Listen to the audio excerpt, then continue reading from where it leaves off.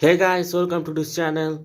So আজকে আমরা শোনাবো খাদানের গল্প। মানে দেবের যে সিনেমাটা রিলিজ করেছে রিসেন্টলি, খাদান সিনেমাটা, সেই সিনেমাটার গল্পটা কি সেই বিষয়ে আমরা কথা বলবো এই ভিডিওতে। সো শ্যাম মাহাতো, যিনি বাংলাদেশ থেকে ইল্লিগালি বর্ডার ক্রস করে এদেশে এসছে এবং এদেশে এসে কয়লা খনি অঞ্চলে মানে খাদানে কাজ শুরু করছিল, এবং সেই সময় তার সাথে পরিচয় হয় মোহন দাস নামে এক লোকাল বৈষ্ণবের, যিনি কীর্তন করেন, এবং তিনিও তার সাথে যোগ দিয়ে কয়লা খনিতে কাজ করা শুরু করলো। শ্যাম মাহাতো এবং মোহন দাস, এই দুজনের বন্ধুত্ব আস্তে আস্তে গাঢ় হয় এবং তারা সিন্ডিকেট চেয়ারম্যান কয়লা খনি অঞ্চলের বিল্লু পাসওয়ান নামক এক ব্যক্তির আন্ডারে কাজ করত।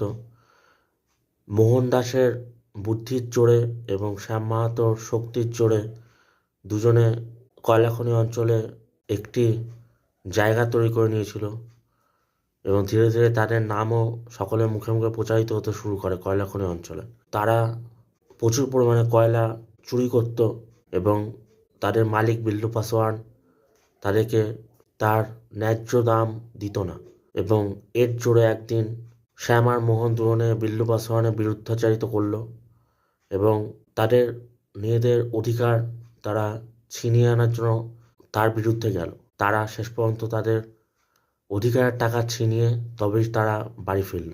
শ্যাম আর মোহন দুজনে কয়লা চুরির কাজটা করত এবং তাদের সাহায্য করত যমুনা এবং রেখা নামক দুই নারী, যারা শ্যাম আর মোহন যখন কয়লা চুরি করে বাইকে করে রওনা দিত, তখন তাদের পেছনে যখন পুলিশ ধাওয়া করত, তখন তাদেরকে সাহায্য করত, মানে শ্যাম আর মোহনকে সাহায্য করত পুলিশের হাত থেকে বাঁচানোর জন্য।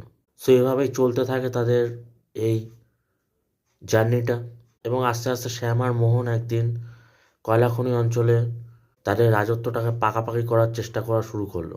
শুধু শ্যাম আর মোহনই ছিল না, মোহনের সাথে ছিল গোকুল নামক এক ব্যক্তি, যে ছিলেন মোহনের শ্যালক সম্পর্কে, এবং তিনিও তাদেরকে সাহায্য করতো শ্যাম আর মোহনকে কয়লা খনি অঞ্চলের কয়লা চুরি ও পাচারের জন্য। সো এভাবেই জার্নিটা শুরু হয় এবং জার্নিটা চলতে থাকে। একদিন মোহন দাস শ্যাম মাহাতোকে এমএলএ শাহজাদ সিদ্দিকীর কাছে নিয়ে এসেছিল তার সাথে পরিচয় করানোর জন্য, এবং শাহজাদ সিদ্দিকী শ্যাম মাহাতোর আক্রমণাত্মক মনোভাব ও মোহন দাসের বিচার বিবেচনা সব কিছু বিবেচনা করে তাদের সাথে হাত মিলিয়ে নিয়েছিল। এরপর শ্যাম মাহাতো, যমুনা এবং মোহন দাস ও রেখার বিবাহ সম্পন্ন হলো, এবং তারা নিজেদের ফ্যামিলির দিকে খেয়াল রাখতে শুরু করলো।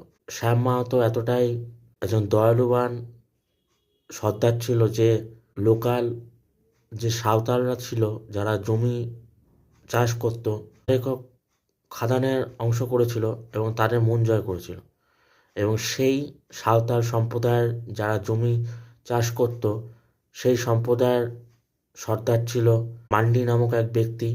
ধীরে ধীরে শ্যাম মাহাতো, মান্ডি এরা একত্রিত হয়ে ওঠে এবং তারা একে অপরের বন্ধু হয়ে ওঠে। শ্যাম মাহাতো শুধু কয়লা খনিতে খাদানের কাজই করতো না, এবং কয়লা খনি অঞ্চলের সব লোকেদের দেখাশোনা তিনি করতেন, এবং কয়লা খনি খাদান অঞ্চলে কারো বিবাহ হলে এবং কারো বাচ্চা হলে সেটাকে সেলিব্রেশনও শ্যাম মাহাতো একসাথে করতো সবার সাথে।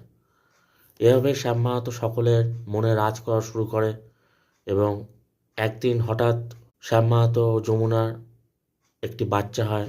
হাসপাতালে যমুনাকে দেখতে গিয়ে শ্যাম মাহাতো অত্যন্ত ইমোশনাল হয়ে পড়ে। হঠাৎ সেই সময় শ্যাম মাহাতোর কাছে একটি খবর আসে, শ্যাম মাহাতোর ডাক পড়েছে তার এগেনস্ট পার্টির তরফ থেকে। তো শ্যাম মাহাতো সেই সময় সব কিছু ছেড়ে সেই এগেনস্ট পার্টিকে জব্দ করতে চলে যায়, এবং সেখানে গিয়ে শ্যাম মাহাতো সকলকে পরাজিত করে এবং সকলকে মেরে সেইখান থেকে আসার পথে সে ভুলবশত একটি police officer, on duty police অফিসারকে মেরে ফেলে, এবং সেই সময় তার উপর একটি মামলা দায়ের হয় এবং তার জেল হয়, এবং সে কারাগারে দিন কাটাতে থাকে, এবং কারাগারে মাঝে মাঝে তার স্ত্রী যমুনা এবং তার ছেলে, মানে তার যে বাচ্চা হয়েছে নতুন, তাকে নিয়ে দেখতে আসে শ্যাম মাহাতোকে। এবং শ্যাম মাহাতো একদিন কারাগার থেকে বেরিয়ে যমুনা এবং তার ছেলের সাথে দেখা করতে গিয়ে তার ছেলের নাম রাখে মধু মাহাতো। এবং এভাবে করে একদিন হঠাৎ যমুনা জানতে পারে যে শ্যাম মাহাতো কারাগারে গলায় ফাঁস দিয়ে মৃত্যুবরণ করেছে। এবং যমুনা ছুটে গিয়ে তার ছেলেকে নিয়ে শ্যাম মাহাতোকে দেখতে কারাগারে পৌঁছে যায় এবং সেখানে গিয়ে দেখে শ্যাম মাহাতোর ঝুলন্ত দেহ। এই কথাটা যমুনা একদমই মানতে পারল না এবং সেখান থেকে অশ্রু সজল মুখ নিয়ে সেখান থেকে চলে এসেছিল। এই পুরো ঘটনাটা ছিল 1997 সালের গল্প। 2024 সালে গল্প শুরু হবে, যখন শ্যাম মাহাতোর ছেলে মধু মাহাতো বড় হয়ে ওঠে এবং সে সাথে খাদান অঞ্চলের সকলের সাথে মিলেমিশে দিন কাটাতে থাকে। যেহেতু মধু শ্যাম মাহাতোকে কোনোদিন চোখে দেখেনি, তাই শ্যাম মাহাতো সম্বন্ধে সে কিছুই প্রায় জানতো না। কিন্তু তার একটা ধারণা ছিল, শ্যাম মাহাতো যেহেতু কয়লা চুরি করতো, তাই শ্যাম মাহাতোর সম্বন্ধে তার একটি খারাপ ধারণাই ছিল মধু মাহাতো। কিন্তু মধু মাহাতোর মা যমুনা, যিনি শ্যাম মাহাতোর স্ত্রী, তিনি কখনোই শ্যাম মাহাতো সম্বন্ধে মধুকে খারাপ কথা শোনাতেন না, বরং শ্যাম মাহাতো সম্বন্ধে আরও ভালো ভালো কথাই বলতেন, যাতে সে বাবাকে আস্তে আস্তে চিনে উঠতে পারে। এবং মধু মাহাতোর একটা গার্লফ্রেন্ড ছিল, তার নাম হচ্ছে লতিকা। লতিকার সাথে মধু মাহাতো একসাথে খাদানে প্রেম করত। তারা আস্তে আস্তে খুবই ভালোবাসায় জড়িয়ে পড়ে এবং তারা ধীরে ধীরে নিজেদের দুই হাত এক করার চেষ্টা শুরু করে। মধু খুব জেদি ছিল এবং সে তার মার সাথে প্রায় জেদ করে বাড়ি থেকে বেরিয়ে যেত। এবং বাড়ি থেকে বেরিয়ে যখন বাড়ি ফিরত, তখন তার মা তাকে রাত হয়ে যাওয়ার জন্য, এত দেরি করে বাড়ি আসার জন্য তাকে ঢুকতে দিত না বাড়িতে। সেই সময় মধু লতিকার বাড়িতে গিয়ে রাত যাপন করত এবং তারপর সকালে উঠে বেরিয়ে চলে আসতো ওখান থেকে। মধু মাহাতোর এক দুঃসম্পর্কের দাদু ছিল, যে প্রতিদিন মদ্যপান করতো এবং খাদানে কাজ করত, এবং তার স্ত্রী ছিল একজন বৃদ্ধা এবং অন্ধ। অত্যাধিক মদ্যপানের জেরে সেই মধু মাহাতোর দাদু যখন বাড়ি ফিরত রাতেবেলা, তখন তার স্ত্রী তাকে ঢুকতে দিত না বাড়িতে। সেই সময় মধু মাহাতোর রিকোয়েস্টে মানে তার দাদু বাড়িতে ঢোকার ছাড়পত্র পেত। এবং এভাবেই মধু মাহাতোর খাদানের প্রত্যেকটা অঞ্চলের যে লোকজনেরা ছিল তাদের মন জয় করতে শুরু করে। এবং অন্যদিকে মাখন নামক একটি ছেলে, যে মধুর সমবয়সী, সে খাদানের দেখাশোনা করতো, মানে খাদান অঞ্চলের দায়িত্বটা তার হাতে ছিল। তার পাশাপাশি সিনেমার কাজও করতো। যেহেতু তার অনেক পয়সা, সেজন্য সে কাউকে ধার তোয়াক্কা করতো না, তাই সে তার পয়সা সিনেমার কাজেও লাগাতো, প্লাস খাদানে যেই আমদানি রপ্তানি হতো সেই টাকার দেখভালের দায়িত্ব তারই ছিল, মানে মাখন নামক ছেলেটা। মাখন একদিন জানতে পারে যে খাদান অঞ্চলে মধুর সেই দুঃসম্পর্কের দাদু যে ছিল, সে অত্যাধিক মদ্যপানের জেরে মারা গেছে। এবং খাদান অঞ্চলের নিয়ম ছিল, কোনো কিছু ভুল করলে সেখান থেকে খাদানে তাকে ফেলে দেওয়া হতো এবং খাদানে মাটি চাপা পড়ে সে মরে যেত এবং তার সৎকার হতো না এবং তার পরিবারের সাথেও তাকে দেখা করতে দেওয়া হতো না। এবং মধু সেখানে ছুটে যায়, তার দুঃসম্পর্কের দাদু যাকে খাদানে ফেলে দেওয়া হয়েছে সেখান থেকে তাকে উঠিয়ে নিয়ে আসে।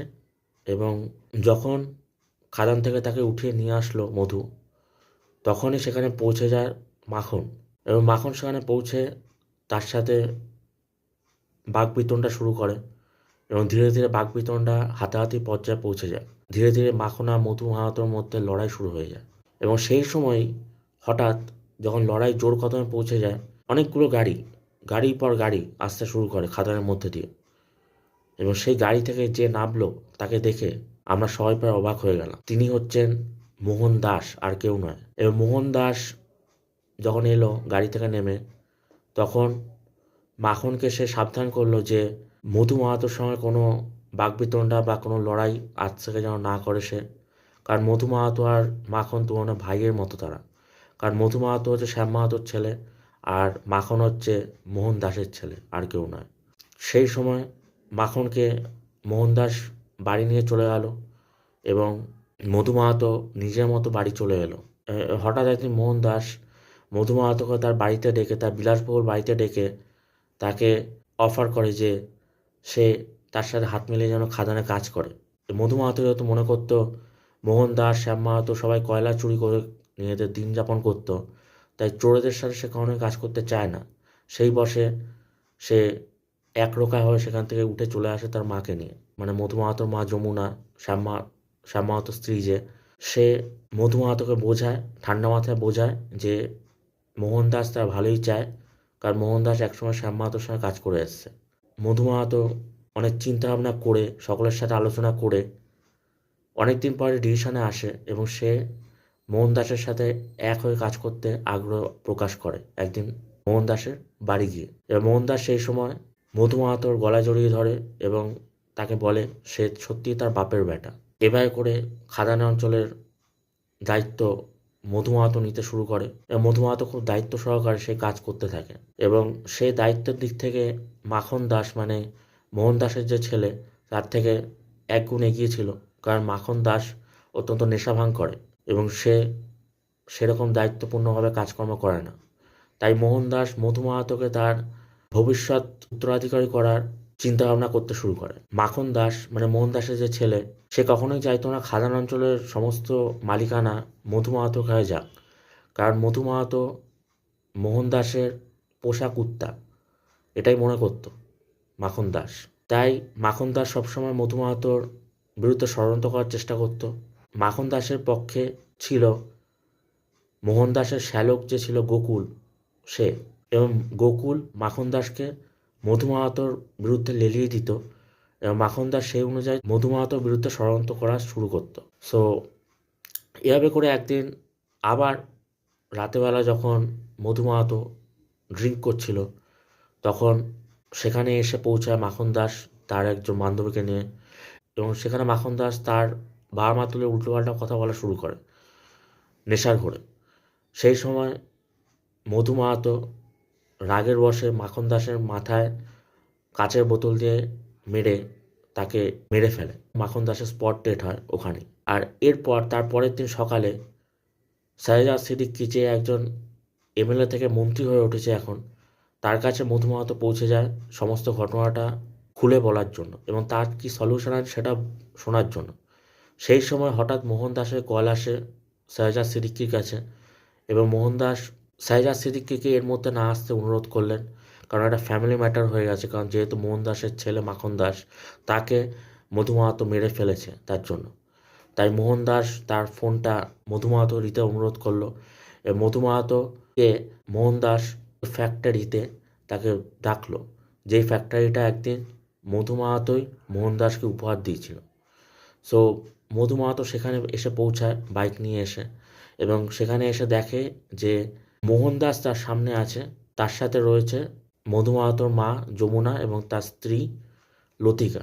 সেই সময় মধু মাহাতো খুবই রেগে ওঠে এবং মোহনদাসের যে কটা গুন্ডা ছিল তারা প্রত্যেককে মেরে পৌঁছে যায় মোহনদাসকে মারতে, কারণ মোহনদাস তার স্ত্রী এবং তার মাকে আটকে রেখেছিল ওখানে। এই সময় মোহনদাস তার সামনে পথে কাটা হয়ে দাঁড়ায়। তখনই মধু মাহাতো তার মাকে অনুরোধ করে ওখানে যে তাকে একটি গল্প শোনাতে, যেই গল্পটা তার মা মধু মাহাতোকে প্রায় বলতো। সেই রাজার গল্প বলতে শুরু করে মধু মাহাতোর মা যমুনা মোহনদাসের সামনেই। সেই রাজার গল্পটা হচ্ছে এরকম যে দুইজন রাজা ছিল, লাল রাজা ও নীল রাজা। তারা আইনের চোখে ছিল মাফিয়া এবং মানুষের মনে ছিল মাসিয়া। মানে এখানে দুই রাজা হচ্ছে শ্যাম মাহাতো ও মোহনদাস, যারা কয়লা খনি অঞ্চলে রাজত্ব শুরু করেছিল একসময় এবং ধীরে ধীরে তার জার্নিটা বড় হয়। এই সময় হঠাৎ করে একদিন যেই ঘটনাটি ঘটেছিল প্রথম অর্থে, যে শ্যাম মাহাতো একজন পুলিশ অফিসারকে, অন ডিউটি পুলিশ অফিসারকে মেরে ফেলেছিল, সেই সময় তার জেল হয়, কারাগারে বন্দি থাকে এবং কারাগারে সে মৃত্যুবরণ করে গলায় ফাঁস দিয়ে।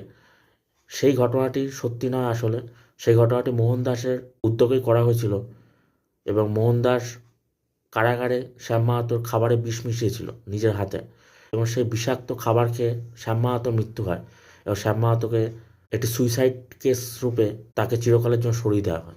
এই ঘটনাটি কেউ জানতো না, শুধু জানতো শ্যাম মাহাতোর স্ত্রী তথা মধু মাহাতোর মা যমুনা। এই কথাটা শুনে মধু মাহাতো অত্যন্ত রেগে ওঠে মোহনদাসের ওপর এবং সে মোহনদাসকে সম্পূর্ণরূপে মেরে ফেলার সিদ্ধান্ত নেয়, কারণ মোহনদাস তার বাবা শ্যাম মাহাতোর সঙ্গে গদ্দারি করেছে এবং তাকে মেরে ফেলেছে। তখন মধু মাহাতো আর মোহনদাসের মধ্যে লড়াই শুরু হলো। মোহনদাসই সমস্ত ঘটনাটা পরিচালনা করেছে প্রথম থেকে, এবং তারই উদ্দেশ্য ছিল শ্যাম মাহাতোর যে জায়গাটা ছিল সেই জায়গাটা মোহনদাস যেন নিজে পায়। এবং লড়াইয়ের শেষে শ্যাম মাহাতো ছেলে মধু মাহাতো শ্যাম মাহাতোর মৃত্যুর বদলা নেওয়ার জন্য মোহনদাসকে মেরে ফেলে এবং মোহনদাসকে গলায় দড়ি দিয়ে ঝুলিয়ে দেয়। এবং সেই সময় শ্যাম মাহাতো যদি বেঁচে থাকতো তাহলে তিনি হাসতে হাসতে নিজের শেষ নিঃশ্বাস ত্যাগ করতেন। কারণ শ্যাম মাহাতোর সঙ্গে মধু মাহাতোর সঙ্গে যমুনার সঙ্গে সবার সঙ্গে মোহনদাস গাদ্দারি করেছিল, এবং একজন গাদ্দারের উপযুক্ত শাস্তি কী হয় সেটাই এই গল্পের শেষে দেখানো হয়েছে।